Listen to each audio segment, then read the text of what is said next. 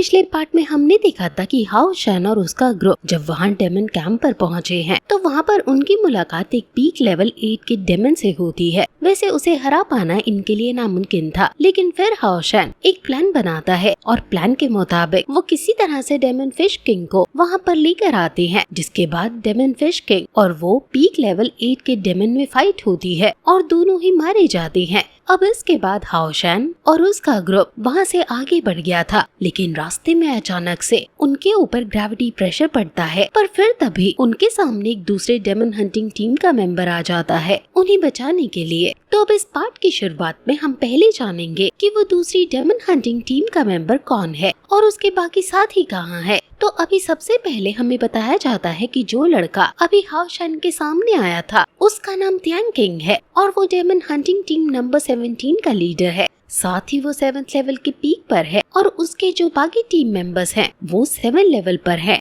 ये टीम इसी तरह के मिशन पर आने के लिए फेमस है क्योंकि इन्होंने ना जाने कितने डेमन कैंप्स को खत्म किया है और अभी तक का सबसे फास्टेस्ट डेमन कैंप डिस्ट्रॉय करने का जो रिकॉर्ड है वो इन्हीं का है, जिसे इन्होंने 13 मिनट में डिस्ट्रॉय किया था और इसी वजह से इन्हें डेमन स्लॉटर टीम भी कहा जाता है। वैसे अभी ये एक ऐसी ही मिशन पर आए हुए थे और एक बहुत बड़ी डेमन आर्मी को खत्म कर रहे थे। वैसे लगभग इन्होंने सभी को मार दिया था, लेकिन उसी दौरान वहाँ पर उस डेमन टीम की एंट्री होती है जिसे हम कुछ पार्ट्स पहले से देखते आ रहे हैं। अभी उन डेमन्स में से एक डेमन के साथ में एक खास मैजिक आइटम था जो कि एक क्यूब था। वो उसका इस्तेमाल करते हुए यहाँ नीचे हमला करते हैं। ये हमला त्यान किंग या उसके दोस्तों के ऊपर नहीं किया था, बल्कि ये उसने इन्हें कैद करने के लिए किया था। अब वहाँ जमीन हिलने लगी थी और वो उस क्यूब के अंदर बंद होते जा रहे थे। वैसे क्यूब के बंद होने से पहले उन डेमन्स की टीम वहाँ अंदर आ जाती है और सभी को पीछे कर देती है, जिससे कि कोई भी बाहर ना निकल पाए। और अब देखते हैं कि वो क्यूब पूरी तरह से लॉक हो जाता है, लेकिन अभी त्यान किंग और उसके दोस्तों ने हार नहीं मानी थी।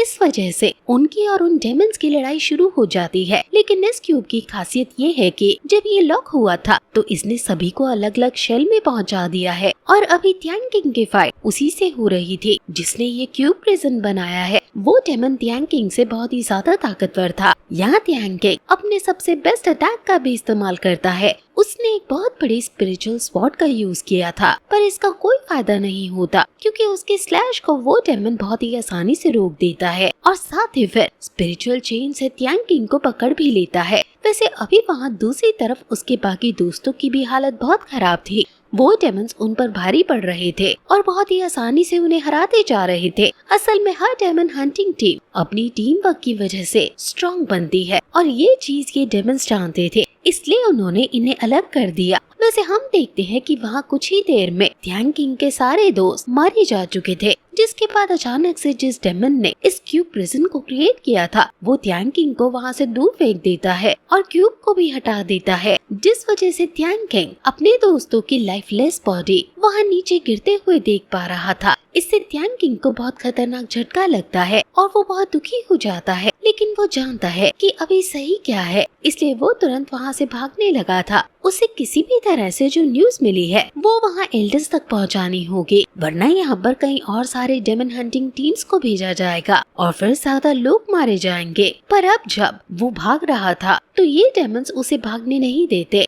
अभी वो क्यूब वाला डेमन त्यान किंग से कह रहा था कि जब तुम्हारे दोस्त मिलकर हमें नहीं हरा पाए तो तुम हमसे अकेले कैसे बचोगे। वैसे तभी वहाँ दूसरा डेमन कहता है कि हमें इसे सीरियस लेने की जरूरत भी नहीं है क्योंकि अभी तक ऐसी कोई भी डेमन हंटिंग टीम पैदा ही नहीं हुई जो हमें हरा सके। लेकिन अब भागते वक्त सामने त्यान किंग की नजर हाओ शन और उसकी टीम पर पड़ती है। वो सोचता है कि ये जूनियर्स हैं, इसका यहाँ आना सही नहीं है, मुझे इन्हें रोकना होगा। लेकिन अब इसके बाद वही सब होता है। मतलब वो डेमन्स जिसके पास वो क्यूब था वो पहले अपनी एनर्जी प्रेशर का इस्तेमाल करता है, जिसकी वजह से हाओ शन की टीम हवा में नहीं रह पाती और नीचे गिरने लगती है। वैसे अब उसी दौरान वो अपने क्यूब को एक्टिवेट कर देता है। अब हाओ शन की टीम अलग अलग होने लगी थी, लेकिन ऐसा होने से पहले ही कायर यहाँ टेलीपोर्ट होते हुए हाओ शन के पास आ जाती है और हाओ शन आइस हर्मिट वॉरियर और फायर हर्मिट वॉरियर को अपने दोस्तों के पास भेज देता है और फिर इसके बाद अब वो क्यूब बंद हो जाता है। वैसे सामने वहाँ त्यान किंग उस क्यूब वाले डेमन के अटैक को रोक रहा था, लेकिन वो डेमन बहुत पावरफुल हमला करता है पर तभी हाउशन सामने आ जाता है और उसके अटैक को डिस्ट्रॉय कर देता है। लेकिन अब वो डेमन कहता है कि तुम्हें क्या लगता है कि तुमने मेरा एक अटैक रोक लिया, इसका मतलब तुम हमें हरा सकते हो। और अब इतना कहकर उसने हाओशान को दूर हटा दिया था। यहाँ त्यान किंग भी चिंता में था क्योंकि हाओशान की डेमन हंटिंग टीम उसकी डेमन हंटिंग टीम जितनी एक्सपीरियंस नहीं है और न ही ये लोग इनके जितने लेवल पर हैं। पर फिर तभी हम देखते हैं कि अब हाओशान ने और कायर ने मिलकर उस डेमन पर हमला करना शुरू कर दिया था। वो डेमन हैरान था कि ये दोनों उसके अटैक से बच कैसे रहे हैं, पर अब वो अपने पावरफुल अटैक का इस्तेमाल करता है। लेकिन तभी यहाँ उसके अटैक को रोकने के लिए हाओशान और कायर मिलकर डबल स्वॉर्ड का इस्तेमाल करते हुए बहुत ही आसानी से उसके अटैक को रोक देते हैं और फिर उसे ही पीछे धकेल देते हैं। हालांकि इससे उस डेमन को चोट नहीं आई थी। वो कह रहा था कि ये मत सोचो कि तुम दोनों मिलकर मुझे हरा सकते हो। और अब इतना कहते हुए वो अपने एक बहुत ही ज्यादा खतरनाक अटैक को करना स्टार्ट करता है। इसी वजह से इससे वहाँ के जितने भी स्टोन्स थे वो हवा में आकर एक सर्कल में ज्वाइन हो चुके थे, जिससे वहाँ एक बड़ा सा स्टोन क्रिएट होता है। और इसके बाद वो डेमन अपनी पार से उस बड़े से स्टोन को हाओशान की तरफ फेंकता है। वैसे इसे रोक पाना हाओशान की बस की बात नहीं थी, लेकिन तभी त्यान किंग वहाँ पीछे से ही एक बहुत पावरफुल ट्रेजर हाओशान की तरफ फेंकता है, जो कि एक आर्मर था। अब जैसे ही वो हाओशान की बॉडी से टच होता है तो अपने आप ही वो हाओशान की बॉडी के साइज का होकर हाओशान से कनेक्ट हो जाता है। अब इसके बाद हाओशान उसकी पावर का यूज करते हुए उस बड़े से स्टोन को रोक लेता है और साथ ही डिस्ट्रॉय भी कर देता है। अभी ये देखने के बाद वो डेमन बहुत ही ज्यादा हैरान था, लेकिन तभी वहाँ कायर आ जाती है और उस पर हमला करना शुरू कर देती है। कायर के अटैक बहुत ही ज्यादा फास्ट थे, इस वजह से उस डेमन को बहुत प्रॉब्लम हो रही थी, पर फिर भी वो थोड़ा दूर हटता है और वहाँ दूर से ही अपने अटैक करता है क्योंकि उसे पता है कि कायर एक असासिन है। लेकिन अब यहाँ कायर ने भी उसके अटैक बहुत आसानी से डॉज कर लिए थे और अब ऐसा करते हुए वो एक लॉन्ग रेंज अटैक भी करती है, जिस अटैक से वो डेमन बच नहीं पाता और उसे थोड़ा डैमेज पड़ जाता है। पर अभी वो हैरान था कि एक असासिन लॉन्ग रेंज अटैक कैसे कर सकती है। वैसे जब वो ये सब सोच रहा था तभी उसी वक्त वहाँ दूर से हाओशान ने अपनी डबल स्वॉर्ड को तैयार कर लिया था। वो यहाँ उनका यूज करते हुए उस डेमन पर हमला करता है। साथ ही इसके बाद अब वो स्वॉर्ड ऑफ लाइट का इस्तेमाल करते हुए डबल ड्रैगन स्लैश अटैक को भी परफॉर्म करने लगता है। लेकिन वो डेमन उसे ऐसा करने से रोकने के लिए अपनी स्पिरिचुअल चेन्स का इस्तेमाल करने लगा था, जिससे वो हाओशान को पकड़ पाए। वैसे अभी इसी सेम अटैक का इस्तेमाल उस लेडी डेमन ने भी किया था, जो कि अभी हीलर से फाइट कर रही है। उसने तो हीलर को पकड़ लिया था और हंस भी रही थी, लेकिन हीलर बहुत ही आसानी से उसकी उन चेन्स को डिस्ट्रॉय कर देता है। उस लेडी डेमन को पता था कि हीलर एक हीलर है, लेकिन वो ये देखकर हैरान थी कि हीलर लड़ भी सकता है, क्योंकि हीलर को फाइट करना नहीं आता, उन्हें सिर्फ टीम को हील करने के लिए रखा जाता है। लेकिन अब हीलर कहता है कि अभी तो तुम्हें मेरे बारे में बहुत सी चीजें नहीं पता, और इतना कहते हुए वो अपने वेपन से उस पर हमला कर देता है, जिसकी वजह से वो लेडी डेमन वहाँ से बहुत ही दूर फेंक गई थी। अब वहाँ दूसरी तरफ अभी एक दूसरे डेमन की फाइट ज़ियायु से हो रही थी। यहाँ ज़ियायु उसके अटैक से बचता है और अपनी लाइट एंजल को समन करते हुए कई सारे अटैक सीधा ही उस डेमन के ऊपर कर देता है। इससे वो डेमन यहाँ बहुत प्रॉब्लम में फंस गया था। वैसे दूसरी तरफ हम चेरी को देखते हैं, उसने भी समनिंग गेट को समन कर लिया था और इसके बाद वो उससे एक बीस्ट को बाहर बुलाने वाली थी। लेकिन अब इतने में ही जिस डेमन से उसकी फाइट चल रही है वो उसके समनिंग गेट को ही सील कर देता है और आगे बढ़ने लगता है। लेकिन चेरी हंसते हुए कहती है कि तुमने अब मेरे पास और कोई चारा नहीं छोड़ा है, और इतना कहते हुए वो वहाँ पर अपने पिक को बुलाती है, जो कि आते ही डेमन एम्परर के ड्रैगन में बदल जाता है। अब उस ड्रैगन को देखकर एक पल के लिए उस डेमन को अटैक आने वाला था, लेकिन अगले ही पल वो समझ आता है कि ये ड्रैगन असली नहीं हो सकता। पर उसने ये समझने में देर कर दी थी, क्योंकि अब वो जाल में फंस चुका है।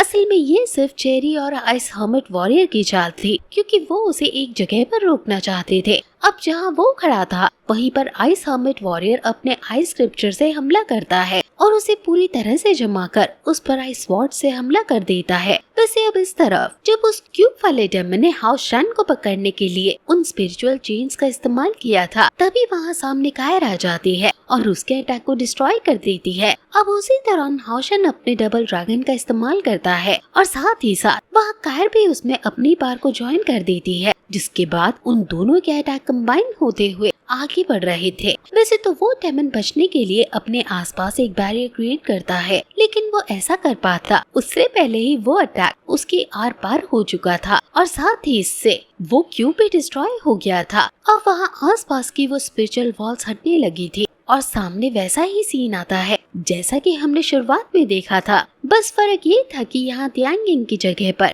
वो डेमन बैठा हुआ था और उसके सामने भी उसके साथियों की बॉडी गिर रही थी। वो ये देखने के बाद बहुत ही ज्यादा हैरान था और कह रहा था कि ऐसा कैसे हो सकता है, लेकिन अब तभी वो ये बात समझ जाता है कि जिस डेमन हंटिंग टीम से उसकी फाइट हो रही है ये वही टीम है जिसके बारे में यंग डेमन एम्परर मतलब कि बाउ ने बताया था। वैसे अब यहाँ पर हाउशन और उसका पूरा ग्रुप उस डेमन पर हमला कर रहा था क्योंकि वो अकेला बचा है, लेकिन अब वो डेमन तुरंत एक बॉल निकालते हुए उसे हवा में फेंकता है, जिसके बाद वो बहुत पावरफुल एनर्जी प्रेशर वहाँ हाउशन और उसके दोस्तों पर गिराता है और वो सभी घुटनों के बल आ जाते हैं। वो समझ गए थे कि ये एनर्जी इस डेमन की नहीं है और अब आगे वो कुछ और समझे। इसके पहले ही वहाँ पर एंट्री होती है यंग डेमन एम्परर बाउ की। वो आते ही कहते हैं कि मुझे पता था कि तुम मुझसे मिलने जरूर आओगे, और इतना कहते हुए वो उस रीइंकार्नेशन चीन को डिस्ट्रॉय कर देता है जिससे हाओशान और उसके सभी दोस्त कनेक्ट थे। साथ ही अब वो वहाँ से नीचे आते हुए हाओशान के पास आता है और उससे कहता है कि तुम्हारी वजह से जितना दर्द और शर्म मुझे झेलनी पड़ी थी उसका 100 गुना मैं तुम्हें वापस लौटाऊंगा। वैसे भी आज तो तुम्हारे साथ कोई डिवाइन पावर भी नहीं है जो कि तुम्हें मुझसे बचा पाए। लेकिन अब उसके इतना कहते ही ये पार्ट यहीं पर एंड हो जाता है। वैसे आप हमारे चैनल से जुड़े और साथ ही आगे आने वाली कुछ न्यू सीरीज की जानकारी लेना चाहते हो तो डिस्क्रिप्शन बॉक्स में दी हुई लिंक से हमारे व्हाट्सएप चैनल को ज्वाइन जरूर कर लेना। वहाँ हम अपडेट्स देते रहते हैं और साथ ही नोटिफिकेशन को ऑन जरूर कर लीजिएगा।